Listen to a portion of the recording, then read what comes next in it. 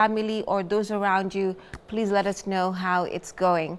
So Sam, we were speaking about something very important, that is now the marginalization, that is, and of course other youths from other parts of the country who are disenfranchised, and of course mixing with the urban youths here who may not relate at all whatsoever to those adverse effects in here. So I think we just need to make clear exactly what measures are being taken, especially the aspect of overrepresentation is a mess, in this whole conversation. I mean, to be very honest, I definitely agree with you. Like, there's definitely a lot of overrepresentation, and we are too many, but not enough as well.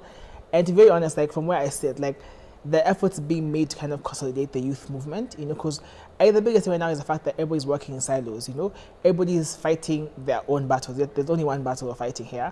So, I mean, there have been efforts to try and consolidate this youth movement and kind of like build consensus, build, that kind of harmony across the board. But it's hard because, number one, we all share different experiences, and everybody wants to be at the table. I think one of the hardest things with young people is the fact that everybody feels like they want to be at the table. But also the matter of like, okay, if let's say we say, yeah, Remy will be a representative, you go and back her. It's not a must I be there, So I feel like those challenges we're kind of facing about how to actually ensure everybody's at the table, both were not too many as well. And to be very honest, like this is now a challenge maybe like the Ministry of Environment to see how do we consolidate all these movements together. There's efforts to build like a directory of these youth organizations that are working in the climate space, trying to see how do we map out and see where they are, because once you map out, then you can know, okay, fine, here's how we can engage them and whatnot. But to be very honest, I think that's definitely it's a gap. It's an opportunity for young people, by the way, to see how do we consolidate this movement, how do we actually come together, how do we ensure the fact that especially those who are facing the brunt of it are heard in their authentic. I think talk about like their authentic voice. Also, like if they're able even to speak in their dialect, their mother tongue, whatever it is, like we want to hear that authentic voice at the tables. I see. There are very many young people who have organizations, different organizations that deal with aspects of climate change, and there are a couple. I think you need to speak on that also, so that we highlight what they're doing. And why those organizations were made and what roles they play, especially right now, because I don't think we were having a conversation on Friday, and one of the aspects was communication, and resources that are of course put in place to convey such messages so that people can know this is actually happening, not just it's happening in silos like you say. I mean, there's definitely a lot of movements that are happening across the country who are trying to, I mean, from the innovation to the advocacy part, trying to bridge that divide. Let me mention a few. So on the innovation side, we have young people who are doing innovative stuff, which are creating jobs. For example, we have Eco Banner. This is a person who, his name is Lennox. He won a whole competition, Health Prize, got $1 million. So the product is all about turning like banana leaves into sanitary pads, which is of course biodegradable, more sustainable. So through that whole process, he's creating jobs for people. He's educating people about how to turn this wasteful products into good products that can actually be used as well. One of the things I also volunteer at is called GGI, which is a Green Generation Initiative. They do a lot of advocacy with young people, especially school-going children as well. So they have the Eco Club program, which I support, in terms of educating children in schools about climate education, this concept. Therefore, kids even at a young age can be able to understand this concept, because if you don't begin early as well, by the time they become youth at this age, they are clueless. So we're also investing in that younger generation in terms of bridging the divide. We are going to schools, planting trees with them, we're doing those advocacy efforts at the grassroots level. Because I believe the fact that, yes, we can use social media, which we do at KNMME, but we also need to go to the grassroots level and work with the grassroots people as well. There's an organization I know also in Northern Kenya called Move Northern Kenya. They as well go to communities on a weekly basis, engage, the women in the community, the children in the communities on tree planting, how to grow fruits as well, in terms of climate education. So I think there's a lot of efforts across the board to localize the conversation, but the biggest thing in there now is how do we amplify this support and scale it up, because there's only so much we can do, and also we don't have all the money in the world to do it as well. So like we also need more support in terms of how to amplify our voices to actually reach more young people and reach the community, especially the ones who are really, really marginalized, I see. On the screen right now is a picture of the floods, how the floods wreaked havoc, earlier on in the year. And we have effects of that to date. Yes. You know, and some communities are still trying to rebuild, you know, the infrastructure. You know, schools are open right now. You know, we have an ongoing strike. There's so much happening, you know, at the same time. A whole lot. You know, we have the funding model, you know, that is being contested. We have things on the backlog of each other, right? And we still have that happening. So are there talks, basically, even in your circles, if you know, and in different organizations, to basically just mitigate this, like on a very, you know, a fast track, you know, level, so that it's not something that just keeps dragging itself. We are literally you know, at the last quarter of the year, right? Exactly. So what talks are happening right now? I mean, there's definitely a lot of move in terms of to see. I mean, I'm looking at the picture now. This is basically about resilience. You know, how do you build the resilience to? It's called like climate adaptation. How do you adapt? You know, how do you prepare yourself to mitigate the floods? So I mean, when you look at the school sector, it's about how do we call it greening schools, so to make schools more sustainable and resilient. How can we keep learning ongoing in times of emergencies? And some of the work I do at the UNESCO SDG4 network, which is about promoting access to quality education. How do we ensure learning can continue in times of crises? So there's a lot of talks about, even in Kenya, about how do you green schools, how do you ensure that schools infrastructure are built well, so that even, I mean, because people can be learning and then the roof just falls off, you know, so how do you build proper schools? I know the ministry has been trying to see these efforts. How do they collaborate with the Ministry of Education and the Ministry of Climate Change about how do they actually green schools, therefore learning can continue. Also build the capacity of teachers as well. We can't forget teachers, because they're the ones who deliver some of these things. How do you build the capacity to actually deliver knowledge? How do you build the capacity to actually help students understand this concept as well? When it comes to infrastructure, I think, you know, there's efforts to, you know, build like green buildings, infrastructure buildings that are more sustainable. But I think for me, the aspect of corruption also is hard, because plans can be set. You know, I know in the Nairobi County, like their county hall, I mean, the governor's office was called a green building. You know, there's such efforts to make green buildings that are more sustainable, more eco-friendly. You know, that are well built. However, how can we replicate this model across the, you know, the city and across the country? So therefore, like when floods happen, when such crises happen, life does not, you know, stop, and like everything is like a mess, you know, because that again now incurs more costs, you know, more economic burden on the economy, which is already like depleting as well.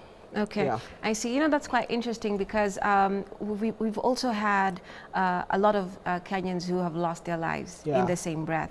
So it's, like I said, it's on the backlog of so many things, and they're not good. Exactly. They're not good things happening. You wake up, there's this news, there's that news, right? And sometimes, no, actually there's a report by 2030 that even though there will be jobs out of the green economy now, you'll also have a lot of people who will be suffering from different health risks, you know, like heat exhaustion and the like, because your body, like you're adapting to something that is unnatural, because you're not, your body's not supposed to work in heat waves, you know, drought, like what? There's so many things that come with the air, right? So what is happening right now to create the awareness? Like you said, we have to have so much information to cut away from the ignorance of what we think or understand climate change to be. Yeah, and I think you made a good point about the climate and health nexus, which I think has often been overlooked over time. You know, I think just recently at COP28, we had a declaration on the climate health, which has become now, people are seeing, you know, how the air around you, you know, even the floods, there's a lot of water contamination of the floods, you know, that spreads diseases as well. You know, if you don't have access to good food and nutrition, again, you have weak bodies. So I think that intersect needs to be more clearly made. I think it's like what I talked about earlier, about how do you actually make people feel like this climate thing is real and happening to them, and how it intersects. You know, one of the things that we try to do right now is to create the intersects of climate and health, climate and education, climate and whatever.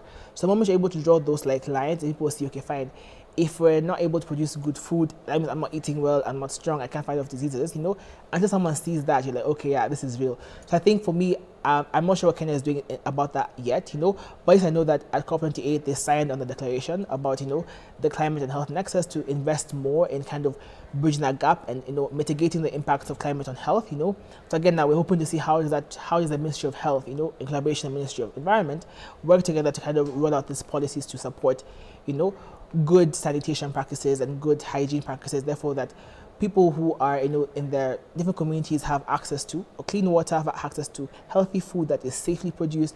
People are breathing good air, which is about cutting down our emissions. Of course, in Nairobi, I think sometimes some days you can, if you see the skyline and you see like a bit of fog, you can't see the skyline. that means the air quality is bad, you know.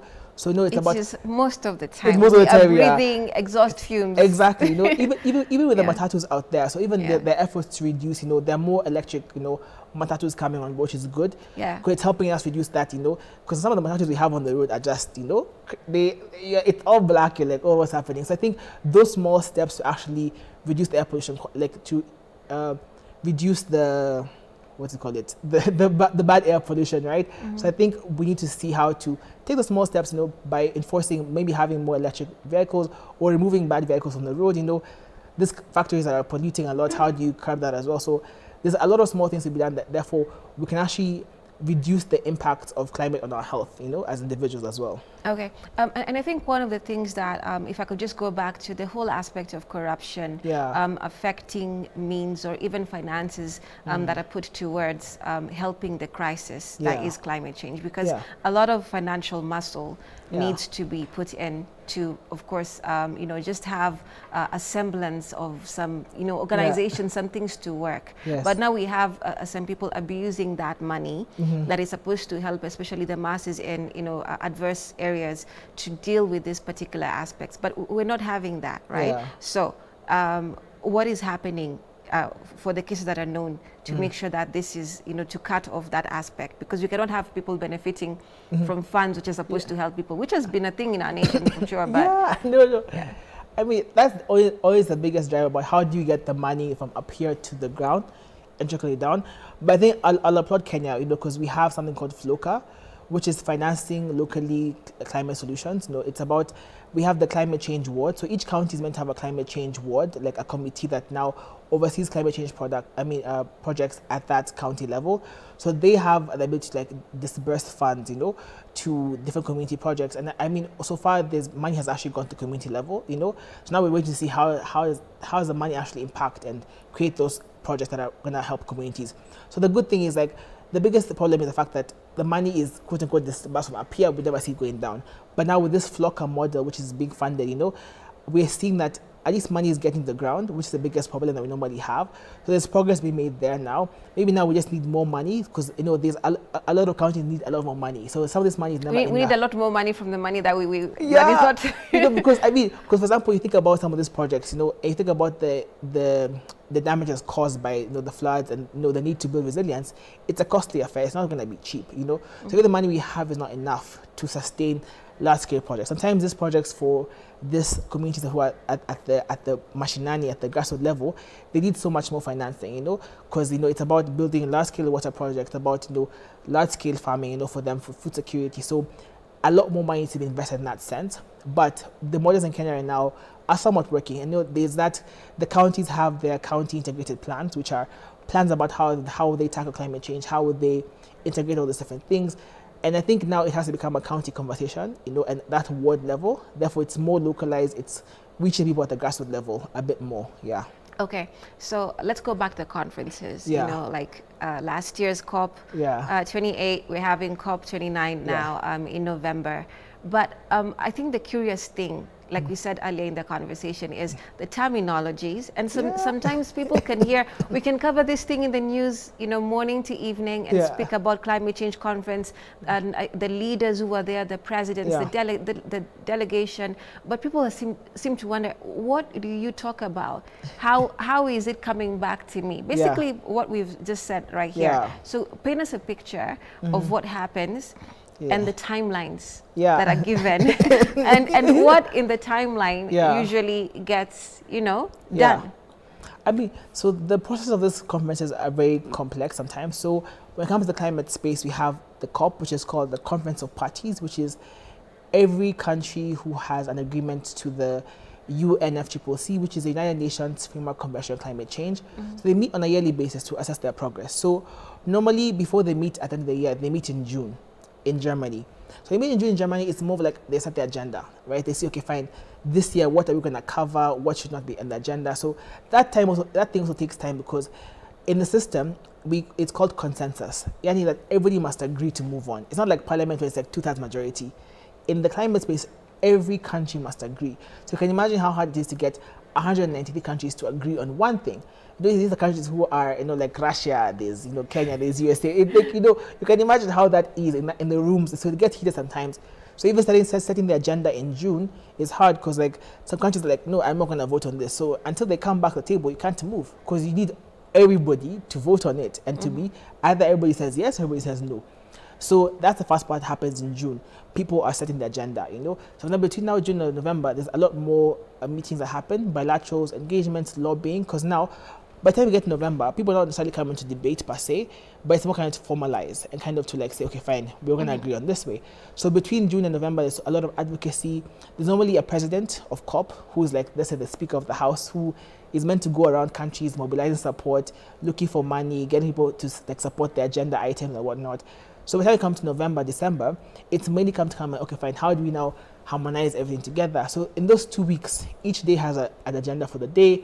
Like in Dubai, each day had a theme. One day was for youth, one day was for food security, other day was for financing and whatnot. So each day they're discussing different things and whatnot. So there's normally the text. So the thing about COP, they're negotiating text, written commitments about what that goes. So it's a long process because unless every word must be debated about. So people are like, okay, don't put a comma there. No, you can't you can't use this word. So again, also it's hard for even us to engage because number one, it's a member state process. It's about countries. It's not about some, I can go there and say, I want this. No, it's about Kenya, it's about USA and all that stuff. So it's hard because it's a member state process. And secondly, also policy takes time because before people actually agree on something, it takes a bit of time. And even before they agree on everybody's satisfied, it's even worse. Because, for example, countries like, let's say, these small islands like Fiji, or like those people are suffering a lot. So then they want text that has very strong language. It's very serious. But now people like the developed countries like the USA, maybe they want more lenient text. Like they want to commit, but not too much. So how do you balance all those priorities? It's a very hard system. Because of the infrastructure, what they have, the muscle they have, basically. Exactly. I know you say like they fund all of these things, so it's hard as well.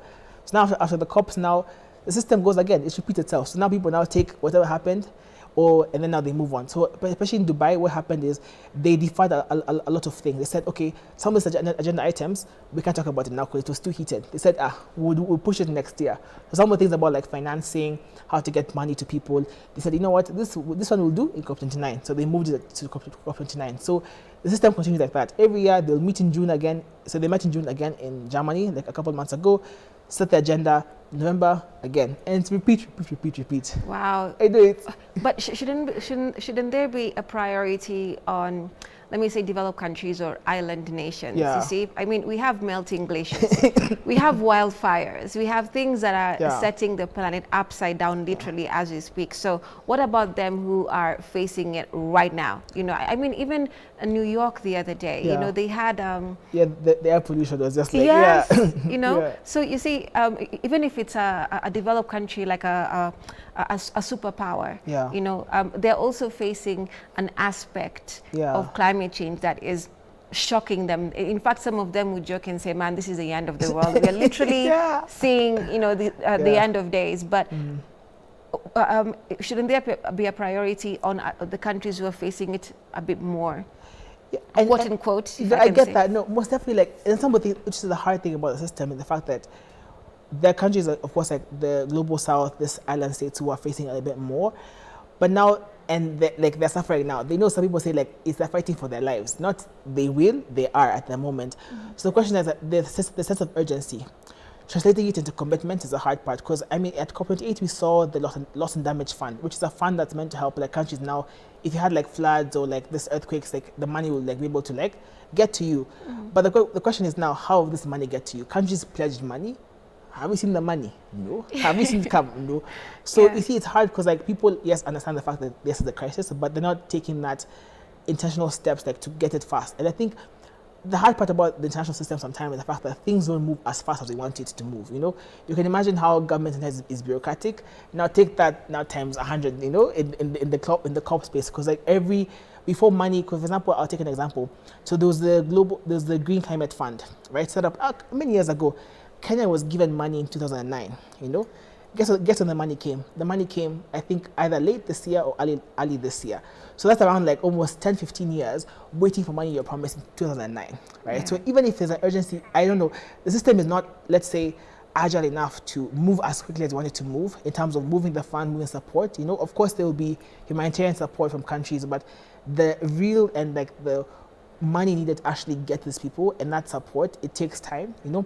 But the good thing, we have a lot of like this UN agencies who are doing a lot of work, you know, who are supporting these countries to build their resilience. But however, if we don't all take a multi-sectoral approach and everybody like playing their part, it becomes very hard for them to actually like sustain themselves and fight for their lives, you know. I see. Yeah. So let's now narrow down to the continent and the youth of the continent, because I mean, at the end of the day, the future, as you always say, you're passing the baton to the next generation, and it's you guys, definitely. So you're an ED in your organization, executive director. So you're championing a few things, and there are other youth who are doing that in different countries, right? So how does climate change look for Africa and its youth, especially? You know, how does the forefront runners, what are they doing to make sure that they're creating opportunities, information, education in schools, and the same for others?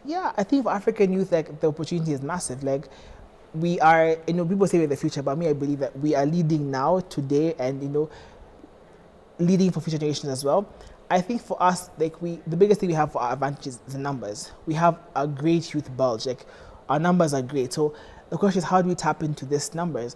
And I think for African youth, they're using their creativity, using their talent, using their innovation to create solutions. You know, I know a lot of young people who are using music to create awareness about the state. Which music is a great tool. I mean, who doesn't listen to music? You know, so how do you use music to convey a message about, you know, conserving the environment, you know, keeping the environment clean and all that stuff? A lot of people are taking a lot of action. You know, it's a good thing. A lot of people are beginning their own initiatives in their communities. They're beginning their own projects. You know, I know a guy here in Nairobi he's called the bro who cleans. He's the bro who cleans. So he. Oh, you see. Oh, that's his tagline. That's his tagline, yeah. So every 2 weeks he organizes cleanups in Nairobi. You know, and he has built a whole community around that. So it's a simple action like cleaning, but you build a whole community. People are being aware. You know, you're doing. There are people who are not influencers who influence and create that content. You know that. Oh yeah, it's educating as well. So I think for me, it's like everybody's playing their part in terms of what they bring to the table. The guys who are the innovators who will innovate, artists who are doing the artists, you know, advocacy doing advocacy. I think for me, it's like everybody on this youth bulge in Africa must play their part, you know, and bring whatever skill you have, because at the end of the day, like, we can't all be artists. That will be too much. Neither can we all be innovators, you know. So I always tell people that you must find what you are passionate about and like what talent you have and use it, whether it's writing, you know, whether it's policy, because we need guys who are good at policy and writing, because writing policy is hard, you know, not for everybody. So the question comes about how can you as a young person find your part in the ecosystem and play to your best of your ability. Yeah. I see. All right. And how are we looking? Like I mentioned earlier, from 2015 thereabout, there was a conversation in regards that you have to, by all means, include the youth. Yes. Fast forward, the conversation has changed, you know, drastically, but also again not to the point, like you said, where you expect it, because you're at the table, but they're not really contributing. Yeah, exactly. So how are we looking? I mean, it's looking better, I'd say. I think maybe I'll highlight back to the climate summit in September. I think we saw President Ruto. He came to the youth assembly, you know, for like the opening and the closing. He spent almost like 4+ hours with us, you know. So there's definitely I think people understand the fact that we need to tap into this youth energy and we need to harness it. Maybe they're not sure of how yet, you know, and maybe they're not doing it to the best of their ability. So, but I think slowly people are realizing, if we don't utilize this youth power, even in Kenya right now with the recent protests, like that youth agency, if you don't tap into it, you know, it could work against you. So I think people are seeing this effort, and we're seeing a lot of countries incorporating young people into the delegations. So even at COP, I saw a lot of young people who are part of their country's delegation. That means they're actually in the rooms, you know, negotiating for their countries. We're seeing a lot of more youth envoys. You know, the AU has a youth envoy who is moving around the continent pushing for youth affairs, you know. Again, it's a first step, and I think we're taking the first step to getting there, you know, and I think it's a journey. And I think people understand the fact that we're not running a sprint, it's a marathon. You know? I see. It's a chess game, you know, you take a step for the opponent. Yeah, you make sure that your moves are right. Yeah, because also you don't want to just like fight and just get angry. You know, the time to be angry, the time to be diplomatic, the time to have a conversation, a time to compromise a little bit. So I think it's that slow journey, but we gotta keep the fire on, you know. I see. Yeah. Well, thank you very much, Sam, for coming Yeah. on the show. We Much appreciate pleasure. your sentiments, your insight on the same. Thank And you have been watching Morning Vibe. My name is Remmy Majala. Our guest today has been Sam Moore. He's Executive Director of Kenya Nimimi. We've been speaking about climate change and the opportunities the youth have, of course, inside this particular aspect. Thank you so much for watching. See you again tomorrow morning.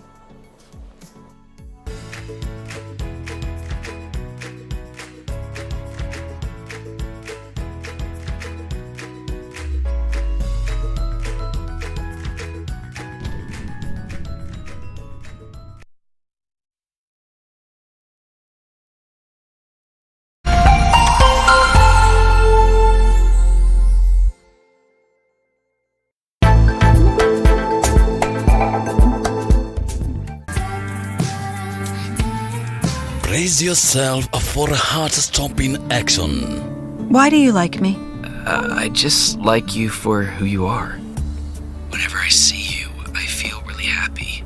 Heartwarming friendships. You think you can cut my share of the rent? Say what? And heart-trending romance. I think I like you more than I thought. I won't.